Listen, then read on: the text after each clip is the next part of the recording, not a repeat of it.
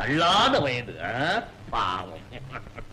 பதட்டமின்றி இருக்கையில் அமர்ந்து உடல் நடுக்கம் குறைத்து எண்ணி வந்தது எதுவென சொல்லுங்கள். மன்னா, வாழ எனக்கு சகல வசதியும் உண்டு.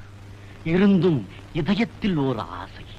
என்னிடம் இல்லாத ஒன்று உம்மிடம் உள்ளது. அது எதையும் மறுக்காத தங்களிடம் அதை பெற்றால் இருவருக்கும் பெரும் பேராக இருக்குமே என்ற பேராசைதானே? கேளுங்கள். உமது உடலோடு ஒட்டிய கவசமும் செவியோடு சேர்ந்த குண்டலமும் எமக்கு தேவை.